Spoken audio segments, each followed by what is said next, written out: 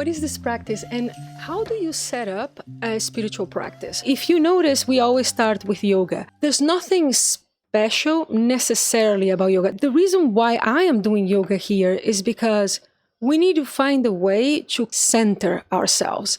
And to center yourself, you need to work with the body. It's much, much harder to meditate if you have not done some movement. The beauty of yoga is that it is made for meditation, so it has the centering capacity.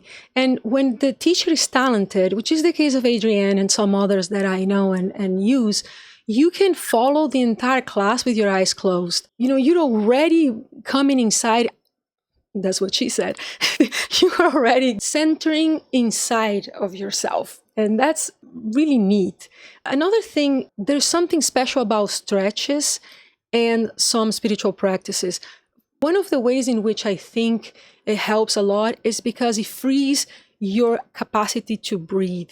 So sure, there is a part of stretching that is just being able to get into certain positions and kind of like oiling the machine so that you can be in certain positions. But I think that a lot of stretch frees the rib cage, frees the abdomen so that you can breathe better. And breathing better is extremely related to being able to meditate better. So because I focus heavily on meditation, then it is important to do things that, foster that type of well-being, for that type of practice. So this is why I do yoga. Now, if you have been doing yoga with me, you know that I am not any good. I'm not particularly flexible, nor can I do spectacular positions. So I am not a yogi in the sense of being a particularly talented person in yoga itself, nor is this the objective. So I am not trying to get better at yoga. Now, it is a fact that if we just do yoga every day, we will get better at yoga. I am better at yoga today than I was when I began. So it is natural to become better. But that, again, is not the objective. I'm not choosing a practice based on an intention of becoming better at yoga. I'm choosing practices that are going to hopefully match the spirit of what I'm trying to do. So in this case, in the case of this week, we're talking about restarting. And so it makes sense to get a sequence that is nicely done by Adrienne that is aimed at that. And in other times we'll search for something else, and sometimes it will be just random. One thing that I find stimulating is to have practices that are very varied. I love to have different things, and that's what I'm bringing here. ADHD brain and the novelty is one factor there. Things can get boring sometimes, but there's two important aspects of it. One of them is precisely so I break down the cycle of progress. So yes, we will progress. Yes, there is something to notice in progress as we keep trying and keep doing things. But at the same time, I don't want to foster in myself, and in fact in you, that idea of us sort of like improving in yoga. So I don't want to be in a race to get better, to achieve something. And so, when you have these types of practices where you want to progress and get somewhere, that goes against what I'm trying to achieve here. Because remember, what we're trying to achieve is a form of growth. And I think the variety helps there.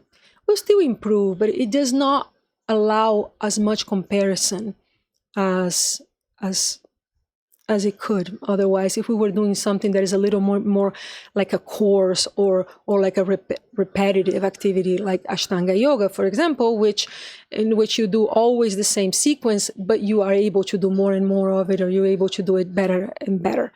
So I'm trying to actually break that.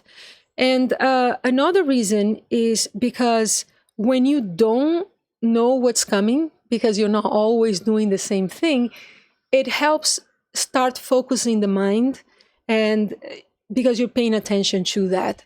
when you know what's coming, when you know things, it's very easy to start thinking of other things. And so the objective here is to start coming into yourself. And for that, it is a good idea to focus on in the body. I find it easier to focus in the body if I am doing an activity where I don't quite know what is happening, what's coming.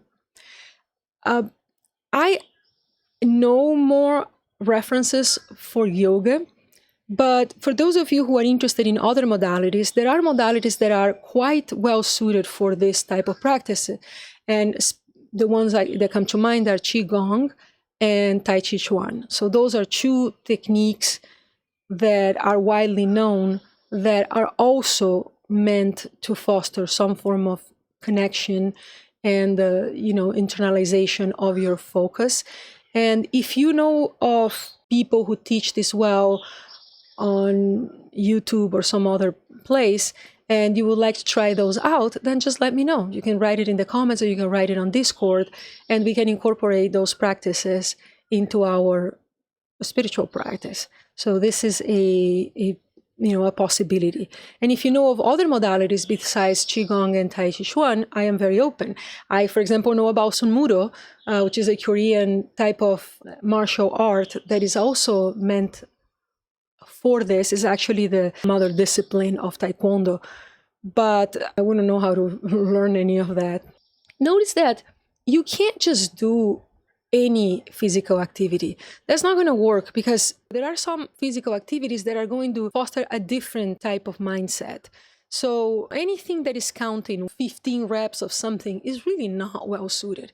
That said, it is true that any exercise is focusing in nature, and the more strenuous the exercise, the higher the focus. So for those of you who have very high difficulty focusing, you should know that sometimes just very hard exercise can be highly focusing. I still think it's better to do this before meditation. I think, for example, if you're going to do some desk work, then perhaps having a hard workout before can be very focusing. I think we're going for something else here, and I still think it's better to do an activity that was meant for this type of end.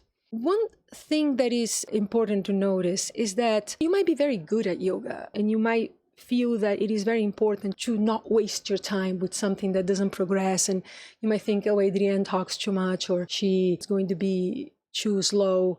I'm not going to just do Adrienne, but it is true that Adrienne has an enormous library that's free, and she does have a focus more spiritual than most of the references that I have access to. I do know of 2 other sources that have that type of mindset, and I want to bring them up as well. But it's not really all that often that you find that. A lot of the yoga online is just exercise. The problem is that people want sometimes these things because it gives the impression that something was achieved, that you have done your homework, and that's really something I want to avoid.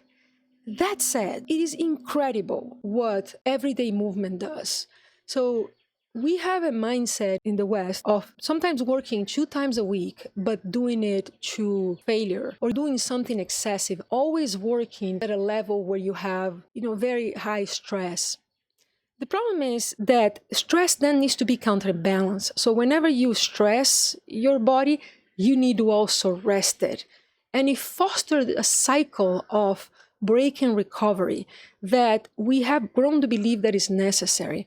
And sometimes people don't realize that extremely high repetition, because you do something every day at a lighter level, can be way more effective, simply because you end up just putting many more reps.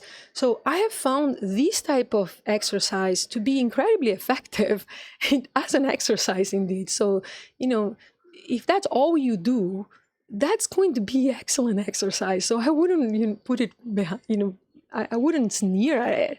It's the same thing as walking every day. It seems silly, but if you walk every day, you see it's pretty effective. It has characteristics that are incredible. And, the problem is every stress needs to be paid. This is why, by the way, Shavasana, right, that rest at the end of yoga is so important, because it tries to calm the nervous system. By calming the nervous system, you achieve a lot. is not just for your brain, it's for your body, because when the body knows it is no longer stressed, it can then work on recovery. So the low stress state is a state where growth happens better. When you stress your body a lot, and that is true for the mind, it's true for any kind of stress. When you stress yourself a lot, then it's fine. It primes the body for recovery and therefore homeostasis, growth. But you still need to rest, because if you don't rest, then the body remains on that state of alertness. And in the state of alertness is not going to grow, is not going to learn, is going to just be alert. Consider that if you were in a war zone, are you supposed to be learning math in a war zone? No, you're supposed to be surviving. So your body and your mind are going to keep you awake, alert, to have fast reflexes. The entire way that your entire being is going to be focused on survival and not on growth. So to grow, you have to be in a calm state, in a center state, in a parasympathetic state. So, to grow muscle, to grow anything, your mind, but also your body, you need to let it rest. And so one idea is to stress it a lot and then rest a lot, which is sort of the model we follow. But guess what? Another idea is to just not stress it so much and give it just enough input. And you'd be shocked how impressively effective that is. Another thing, too, that is true is that when you don't put a lot of stress into your body, then it doesn't have to go so much into conservation mode. So it does not have to accumulate resources, because your body is wealthy, right? Is rich. I am calm. I am nourished. I am in a, the mindset. It's not a mindset because it's the body, but the way that the nervous system is interpreting this as is there is a time of plenty. So I don't need to keep. And so, it's easier to have a higher metabolism, for example, which is always good, not only from a perspective of, weight loss and these things, but also from the perspective of just having a healthy digestive system, which is important for so many more functions than just body weight.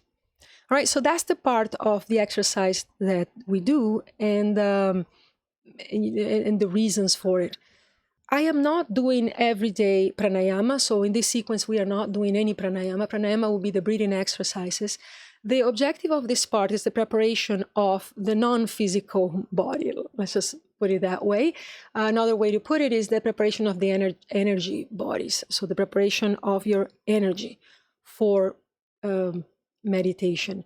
There is nothing as effective as pranayama. I think it's just spectacular what it will do for you in terms of boosting your meditation. It's incredible what can be achieved with pranayama. We are going to go heavily into pranayama. I have things that I want to teach with respect to that. I have found that the resources online for us to do, that we can combine a class and a pranayama instruction moment are actually lacking. There is very little. There's really not a lot available that does what I wanted to do. There's a lot of randomness in the kinds of things that I come across. They don't achieve exactly what I want. And so I'm not super happy with it. So I'm going to teach you some of this stuff, and then we're going to do more of that. I have found, though, that in my case, because I've done this so much, I can get into high meditative states even without pranayama, but let's not deny how impressively effective that is. So we're going to bring that to the practice as well. And just wait, we're just restarting. And there are things to be learned also when we're not in that, making use of that particular resource. But that's something that we will do. Another thing that we will do at some point is the teaching of certain meditation techniques. And so, again, that's something that we can incorporate here. We're going to, instead of just being the free time, we can try some specific things together. So that's a plan and, something that's going to come by. But let us never lose track that this is primordially primarily a spiritual practice. And so even though we take forays into specific techniques, at the end of the day, I want us to explore. So there is a level there in which you're trying to connect to something, or you are connected to something, and that thing calls. And if you know how to listen, it makes it very clear what is it that you should do. So there is a part of you that is going to be, that's very intuitive. And so it's perhaps more important than us just walking through techniques. It's important that we offer the space for that type of pursuit. I think it's important to know techniques for some reasons. First, because if you don't know the techniques, then you don't know what exists, right? So you might just miss out on your intuition being able to connect to, oh, I need that, because you just don't know that it exists. So you can't figure it out. It requires incredible degrees of intuition to be able to invent. So it's often much easier to connect to the intuition that already knows something and just says, hey, remember that thing? You should do that thing. So it's a little bit of an easier step. So knowing things helps. Another thing is that everybody is different, and different techniques will have different bang for your buck. There are techniques that are very good for people with ADHD, for example. There are techniques that are better for people who have trauma. There are techniques that are better for people who are very disciplined. There are techniques that are better for people who are very skeptical. There are techniques that are better for people who are very spiritual already, more esoteric things. So there are different techniques for different people. And more importantly, I think, there are different techniques for you at different times in your life. For example, when I started, I would die on open awareness. Open awareness is when you basically just watch your mind. It was just horrendous. I hated it. I hated it so much that I thought meditation was not for me, because that was a lot of what we're taught. So we're taught between open awareness and paying attention to the breath. These are like the classic things that people are taught right away. And man, did I hate both of them. Well, you know what? Turns out that now I can do open awareness and I love it and I get it. And I can also pay attention to the breath. And so one of the advantages of learning techniques is that you may learn that some other technique meshes well with your current state. And there is no problem with that. Also, another thing too, the techniques are not all created equal. So if you have an open mind and you're willing to turn towards the esoteric aspect of some techniques, you're going to have much, much more advancement. So there are techniques that are weird and they cannot be separated from the spiritual. So the reason why we are taught open awareness and paying attention to the breath, those are techniques that come quite a bit from the Zen tradition. And those are the techniques that in the West were the easiest to translate. First, because they're very easy to break down into any increments you want. You can do 5 minutes, you can do 20, you can do an hour, you can do 3 days. You can do all modes of that. And for research purposes, you want to be able to do it because you want to standardize. So they have that characteristic. And another thing is that they can be cleaned out. So you can teach open awareness and paying attention to the breath without any trappings of religiosity or esotericism. And so that makes it very nice and adaptable for everybody. Well, guess what? The Zen tradition, among all the traditions, it's considered right up there among the most hardcore.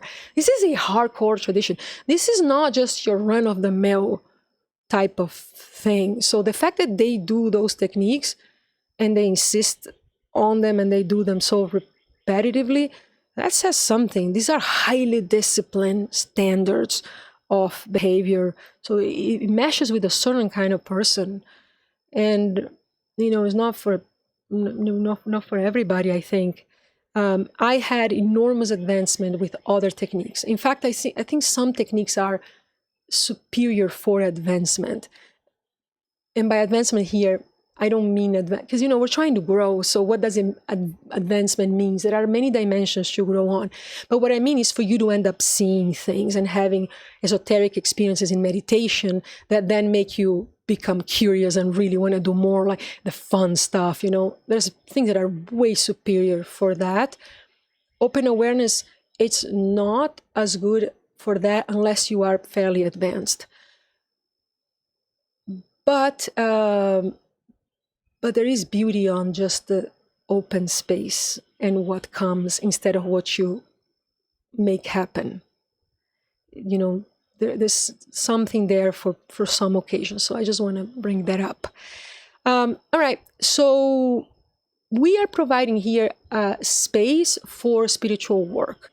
Now, you don't need to meditate as I do every day. I recognize that meditating an hour, upwards of an hour every day is hardcore.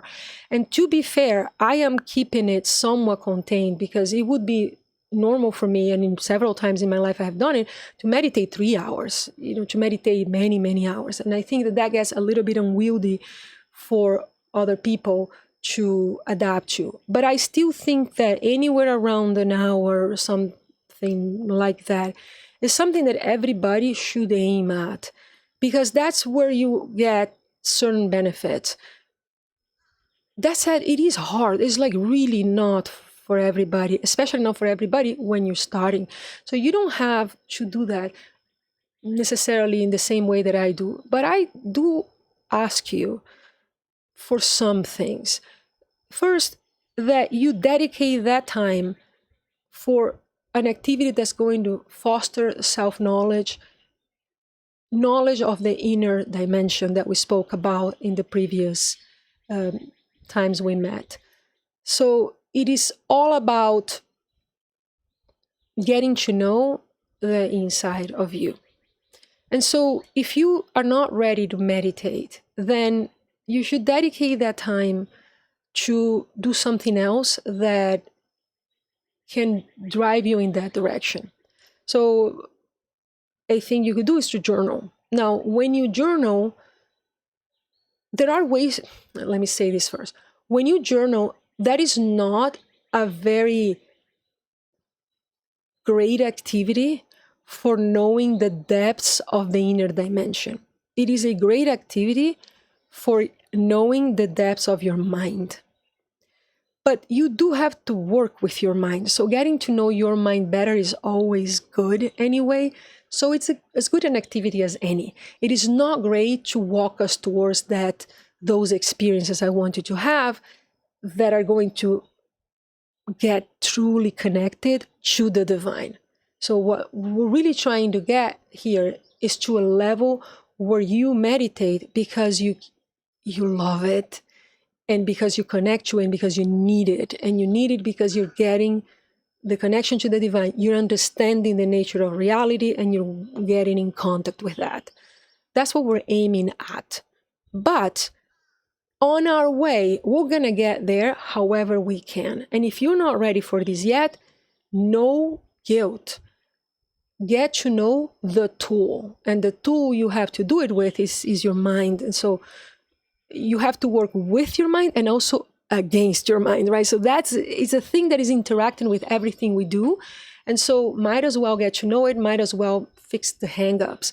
And so, journaling and anything that requires writing. So there is morning pages, or there is to do some cognitive behavioral therapy in writing. There is many things that you can do in writing that are going to be useful. And those are not meditation. So you have full control over what's going to happen. So it's a lot. It's great. For those of you that want to try some meditation that is fairly, very low stakes in terms of how much suffering you're going to have, I suggest that you do the introductory sequence of the Waking Up app. So that's an app that Sam Harris designed. And the app is brilliant. It has many things to recommend it. It's still an app, so it's still all about guided meditation. And guided meditation is a great way to begin to meditate. But the problem is that it's not going to get you what I want you to get. It's very hard to get it there. And so it is always going to be a chore. It's always going to be this habit you're trying to build. I want you to get to the place where you get what we're doing here. And it stops being this struggle and this thing you need to fit in your life. That said, the introductory sequence of the Waking Up app, which by the way is free. The app itself is not free, but that sequence is free. It's a work of art. So what it has is it has several sessions of about 10 minutes each. So they're super short, very low investment of time, where he does some guided meditation, but he walks you through several techniques. So it's great because you learn things that are varied. So it's fun, it's really fun. And then after that, he also has a class of about 10 minutes as well. So you combine a session of practice and then a session of learning. And it's fairly short and it's wonderful. I really think it's a great place to start. The style of the Waking Up app comes from, I think, the Dzogchen tradition. That's most of what Sam Harris seems to like. That is another hardcore technique. Again, it's one that can be cleaned up. It is one that you can remove a lot of the esotericism, so it can appeal to a wide audience. But that's all sudden realization. So you're basically at 0 until you're 100. It's more or less how this is. It's like nothing, nothing, nothing, nothing, boom, get it. But I mean, the nothing, nothing, nothing is very hard. And so not everybody's going to mesh with that. I found it to be a lot of fun to play with for a long time. I played with it for a while when I started. Didn't get any big revelation from that. I wonder what would happen if I returned to that technique after all I've seen. I will say, though, the path, I might owe it to that. Because although it was not an esoteric gain, it was right after a meditation that I learned something that I'll tell you eventually. And it drove me towards a treatment, which then drove me to everything that happened. And it happened right after a meditation session when I had been meditating with a combination of that app and the Headspace app for about 6 months. And I was doing yoga and those 20-minute sessions. And I wonder, because I think that opening, no matter what, still brought something incredibly important to my life. Right up there, one of the most important things that ever happened to me. So not quite esoteric, but yet so important. So let's not sneer at the guided meditation stuff. It's a fine way to begin. It's not what I'm going to focus on here, but you can definitely just do that. Then there is another thing that you could use, which is the app Synctuition. Now, Synctuition, the is Synctuition.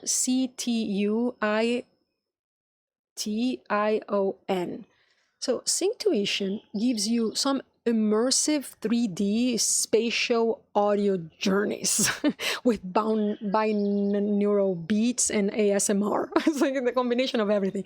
So it's insane for your ADHD types because what it does is that it overloads your senses with input that is extremely pleasurable and kind of like opens a sort of picture for you. That technique, so Synctuition is good because if you are not able to do any of this yet, then it's going to bypass a lot of the problems because it's going to keep your brain kind of like trained. It's going to keep your brain right here so that you can give it a rest in a sense. But it has some very cool things. So a lot of techniques, especially techniques that are very important for Western magic types of activities and a lot for Tantra, they have to do with imagination, the ability to imagine. We're going to work with that at some point. This is actually hard to do. And what this app does is it works you through a state where you are working that capacity. And that capacity is really nice for intuitive learning, for intuition in general. And intuition is right up there with the knowing of the essence of reality. So this is one of the things you need to work anyway.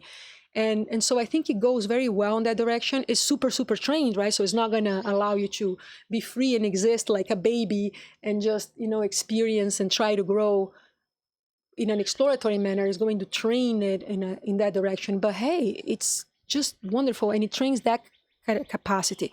Now, that is, again, another app that's paid and is expensive. But I think they have a 7-day free trial. And they might have some of those sessions be free forever. So you can see what it does for you. And, as with everything, I think buying a month of it is not that expensive. So after 7 days, if you still like it, then you can just keep going a month. And after a month, you just switch the activity.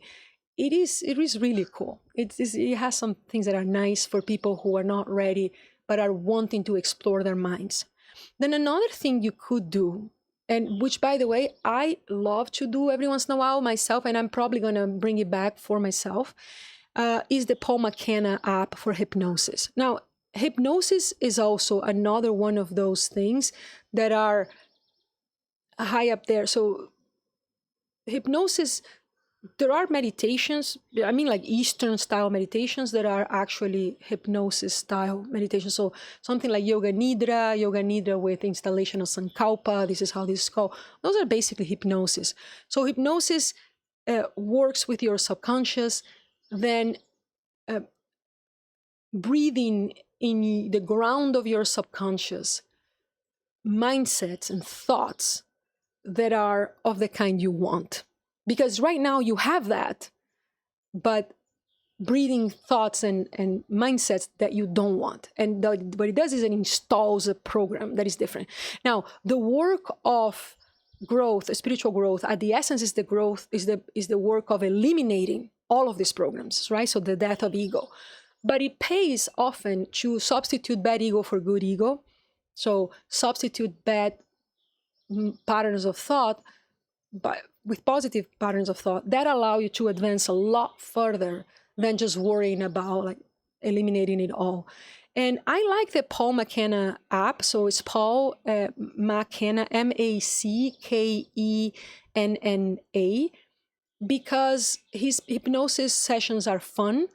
They are around 20 to 25 minutes. They are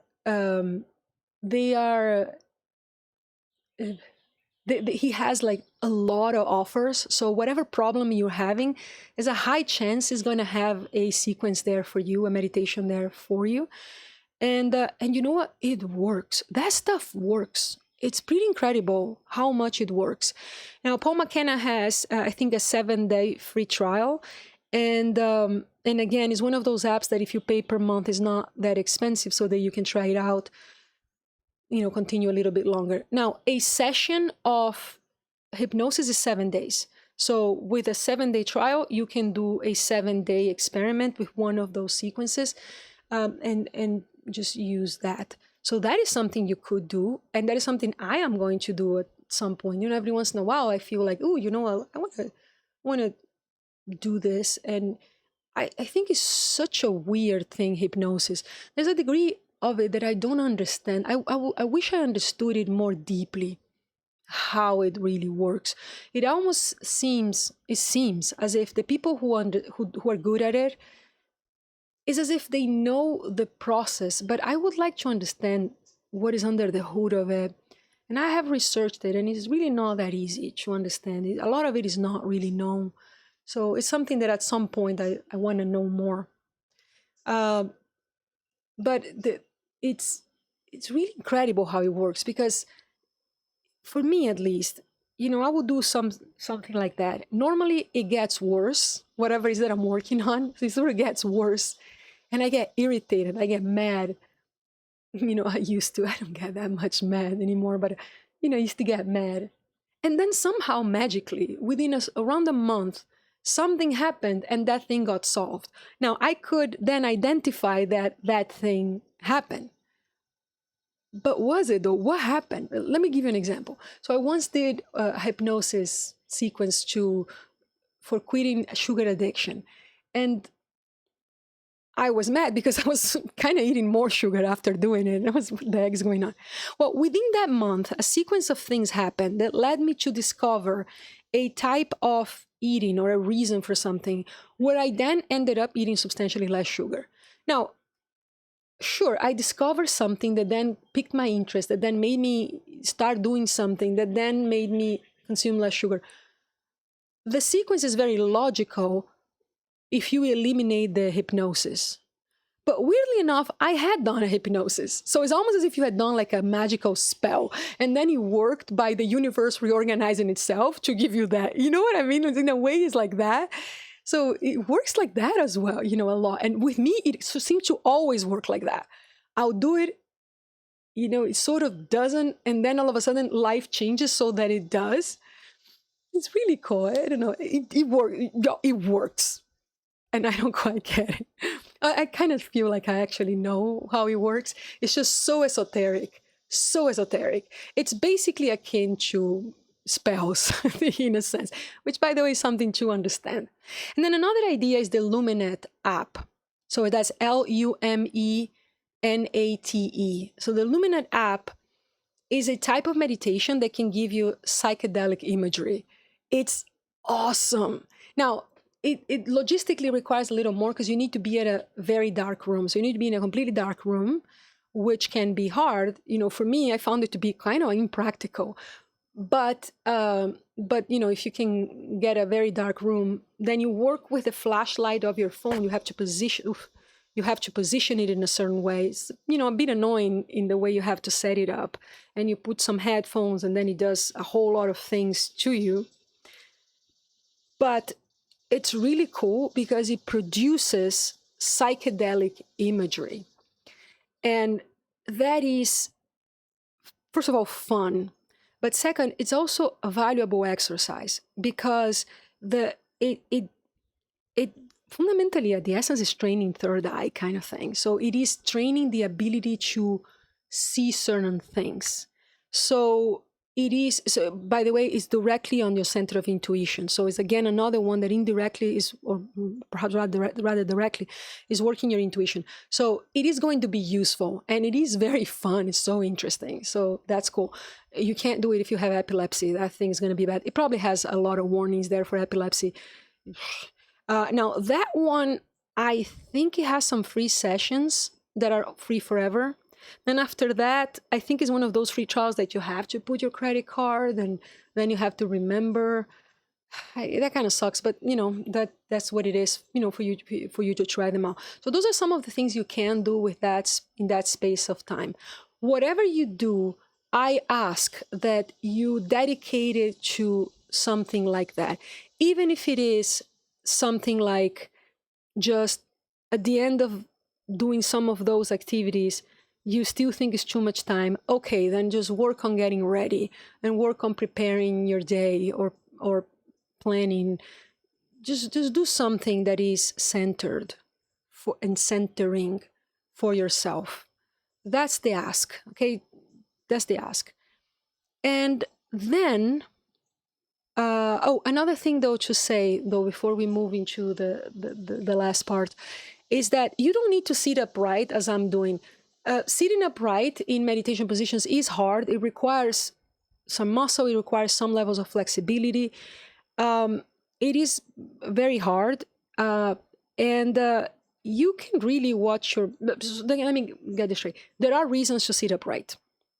There are big reasons to keep your spine straight. So it is very good if you can keep your spine straight.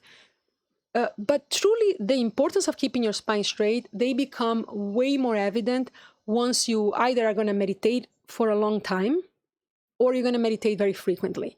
Because having that spine bent in any way is going to cause you trouble. It's going to cause you pain directly, but it can also cause you problems, like as in actual problems, muscle problems and posture problems and so on. So there's that physical part. And then there is an energetic part that has to do with the spine. So there are reasons for you to do this, to attempt to have your spine straight. That said, do you have to keep your spine straight for a 20-minute session?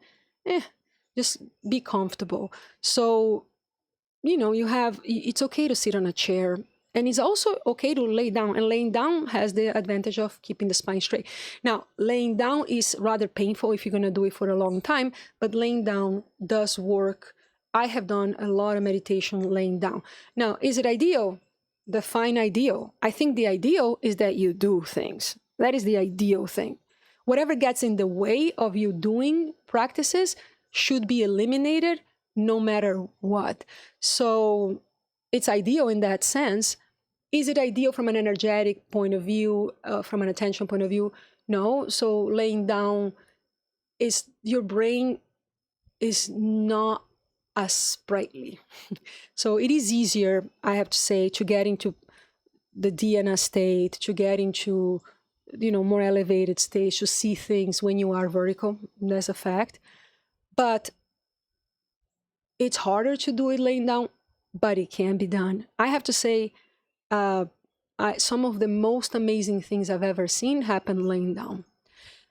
So it is possible. Now, of course, if you're falling asleep, that's a problem. So I found that meditating laying down in the morning as soon as I wake up is perfectly possible. When the afternoon comes, then it just kind of reads as a nap. It gets a little bit more dangerous. But hey, in the morning is actually pretty cool. Now, I have struggled with a hip injury for a while. So for 2 years, I was unable to meditate upright. And I just meditated laying down. And again, it was some of the 2 most spectacular years in terms of the kinds of things that happened and that I learned, that I saw. And so it's fine. Even now, for example, I'm not really healed completely. I can take about 20 minutes without pain. You're seeing me meditate a lot longer. I am often in pain, but then again, I can use pain. And so that's something to discuss another day. So how to meditate with pain and how to meditate on pain. And it's very cool. There's things to learn there as well. But, in my case, I'm in pain. And so sometimes I might just, if a day is very bad or something like that, decide to meditate laying down myself. That's, by the way, why I meditate with that little stool, so to try to decrease a little bit of my issue. So I have injuries. A lot of people have injuries, and you have to do whatever you have to do. And it's perfectly possible to advance with those limitations as well. All right. The most important part of what we do here is the practice. So it is that time. So everything is around that time. That is the priority. This is why we spend the most time there. Well, sometimes we do talk a lot. I talk a lot. But it is definitely the most important piece, because you can talk and talk as much as you want. You can learn as much as you want intellectually. If you don't practice, you're never going to advance. So the practice is very important. I also will tell you eventually about the notion of the practice and detachment. One of the most important things about spiritual advancement is the learning of detachment, and which we're going to discuss. And the learning of detachment requires practice, because you cannot practice detachment. You can only practice other things, which then lead to detachment. So it is fundamental in many ways, but also anyway, no, there's no but also. It is fundamental. That is the focus of what we do. Whatever you do to practice, you must do. I feel like there was something I wanted to say about the practice before we move into the learning. Let me see if I had it written down. Yes. So what I'm opening here is a space where you have the structure and where you perhaps may have some community. Now, that time can be spent in the... So I am focused here on techniques that are sort of on a non-dual mentality. So a lot of the Eastern things are going to fit very well. So you're going to see me teaching you a lot of Eastern techniques. There is also quite a bit to talk about with respect to Western magic. There is a theurgic Western magic, so a Western magic that is aimed at knowing the essence of God. A lot of Western magic is like that, and a lot of Western magic has a huge amount of influence or confluence with the Eastern techniques, Eastern belief systems, Eastern knowledge. So there's some of these things that we can talk about. I also have enormous roots on the native traditions because, having been raised in Brazil and been born in Latin America, and having family that lives in areas where you can have access to all these things, we're also going to be discussing things like psychedelics and the traditions that come from the native groups that also are non-dual. So there is a band here with me that is non-dual, but the space exists for anybody. And so, you can use that for Bible reading, for example, which is also another activity that is very valuable on its own. So you use that space for practice. Now, no spiritual practice is complete without abstract learning. The reality is that when you want to advance, the most important thing is to practice. But it is also important to learn about things. No practice is complete without theoretical learning. And there are many reasons for it. But the more advanced you become, the more important the learning becomes, which is why I'm coming back here and talking. And the most important reason for that is because of the nature of intuition. Now, the whole point here is connection, right? Connection to the divine, the understanding of the nature of reality, and so on. The nature of that learning, we're going to talk about that a lot in this practice. No, not today. But the nature of the learning that needs to happen for you to have a spiritual growth is of an intuitive nature. So you need to learn to connect to an intuitive part of you, so a part of you that is able to collect information and perceive things without a middleman, without the reasoning piece. So it is that part of you that downloads information. It is also that part of you that sees what is there to see. So if you're going to have experiences, that's the part of you that does it. Now, the problem is that people think that to have better intuition, you need to be sensitive. You need to be, somebody who can connect, somebody who is intuitive. And that is true. You do need that. So it's not like you can escape that part. You need to have that level of that ability. But that is not enough. Or rather, that is not enough for the best forms of intuition. People really forget, or people don't really know this, that you need also to have concepts. Because intuition, at the essence, is not human. And I'll leave this right out there, and one day I'll defend it. Intuition is not of a human nature, which means that even though you can have this notion of understanding, you may not be able to know what you understood. It is similar to people sometimes people have like a psychedelic trip, and then they know that they knew everything, but then they come back and they can't remember nothing. The reason for that is because you knew something at an intuitive level, but you had no concepts to be able to hold on. To hold on to things, you need to have a place to put them. Because the only things that human can remember are things that are made of concepts that human can comprehend. So the more concepts you know, the more you're going to be able to keep whenever you have those types of experiences. And so knowing things and knowing the relation of things is very important. And so that's why I'm talking here. So the fact that you know words, so let's think about this. First of all, the only person who has good physics intuition is a physicist. Like, have you ever heard of a person who out of nowhere came out with unbelievable physical knowledge?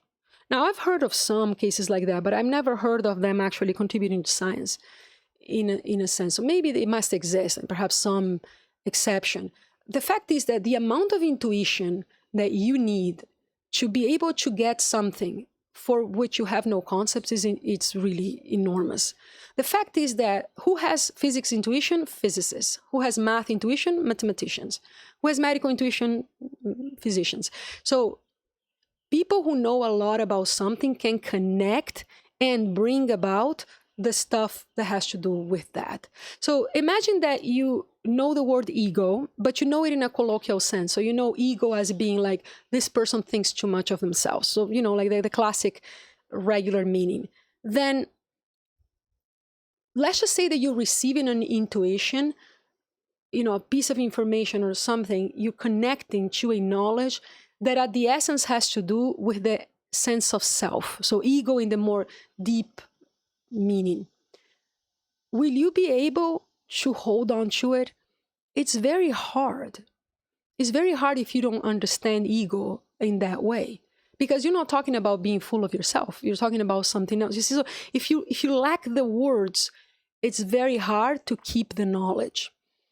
And so knowing these things, knowing these words, knowing how they relate is fundamental, because that is how you not only connect to the divine, but you hold it and you are able to stabilize. You're able to work with it, and so on. Another thing too is that when you're talking about advanced practice, things can get very scary. There are things that you confront, things that you see that are incredibly scary. And why are they scary? Because you don't understand them. So the more you understand what is that you're looking at, the easier it is to deal with it and to remain cool, and to have the proper attitude. Because the work of spiritual growth is not easy work. It's not necessarily nice. It has a lot of wonderment. It's wonderful, but it's also there are things that are huge confrontations we need to do. Not only shadow work, right? So the classic, when you do shadow work, that's this hard stuff. But also when you get into the esoteric realms, when you get into esoteric things can be scary. And so there's a big difference between knowing what you're looking at and not knowing. And finally, if you don't know what you're looking at, you don't see. Remember the conversations of previous days. Sometimes you just don't see the things that you don't know. It's just impossible to see. You just don't know that it's there to notice, so you never do. And so it is important to do that, which is why we do this conversation. Now, the beauty of this conversation is that you don't need to be sitting down listening to me. Then you can move on with your day. You can start, cooking a meal or doing something like that while you listen to this, or you may listen to this later. But it is important that you get some knowledge in whatever capacity there is. And here there is a space where this can be had. So this is it. And so with that, we conclude not only what are we doing here, and you see how the practice is structured in a very non-random manner, right? So we are fundamentally doing some movement and doing some practice, which is the meat of this, and then we are discussing knowledge that is to be had. It's exactly what a spiritual practice should be, and that's the message as well, which is that if you're going to set up a spiritual practice, it needs to have those three components. In whatever way you're going to do them, it needs to have the three components. You need to have a ritual that is able to center you. You need to have practice, and then you need to be learning. And I mean that in an intellectual level. You need to have those concepts. It's going to make everything much easier. So the three components, they fit any practice of any religion, of any tradition. They still have to be there. And so here is a space for that, which is lacking in today's world. I mean, if you live in a community that is very close-knit, that has a lot of traditions and a lot of rituals and things like that, you might have that access. Our life does not have a presence of a lot of those. And so here it is. This is your church, and welcome. All right. So with that, I'll let you go, and I'll stop. And again, as usual, I hope this was useful.